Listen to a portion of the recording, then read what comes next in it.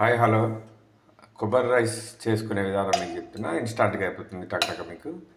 ఫస్ట్గా పొయ్యి ముట్టియాలి. ముట్టించిన తర్వాత కడాయి పెట్టాలి. కడాయి పెట్టిన తర్వాత నూనె పోయాలి. నూనె వేడెక్కిన తర్వాత మొదగా తాలింపు గింజలు వేసుకోవాలి. దానిలో జీలకర్ర, శనగపప్పు, ఆవాలు అన్నీ కలిపి వేసేసుకోవాలి. మీద పడుతుంది చూసుకొని జాగ్రత్త. దాని తర్వాత ఎండుమిరపకాయ కూడా వేయాలి. ఎండుమిరపకాయ తర్వాత పచ్చిమిరపకాయ కూడా ఒక 2 మిరపకాయలు కూడా సన్నగా తిరిగి వేసేయాలి. కొంచెం ఇది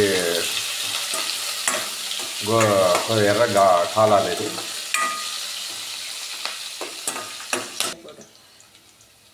దాని తర్వాత కరివేపాకు వేయాలి. కొంచెము కరివేపాకు వేసిన తర్వాత కరివేపాకు కొద్దిగా మగ్గిన తర్వాత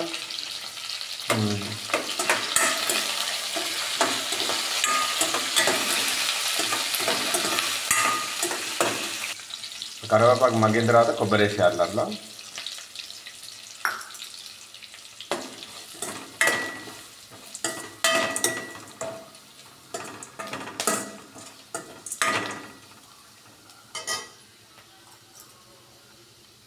ఇంట్లో కొద్దిగా సాల్ట్,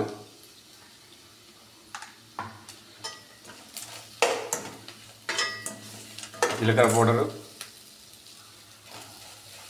ధనియా పౌడరు,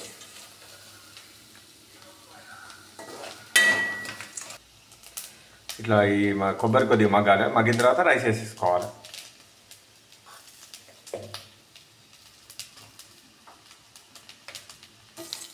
రైస్ వేసిన తర్వాత మంచిగా కలుపుకోవాలి. మొత్తం అన్నానికి పట్టేటట్టు.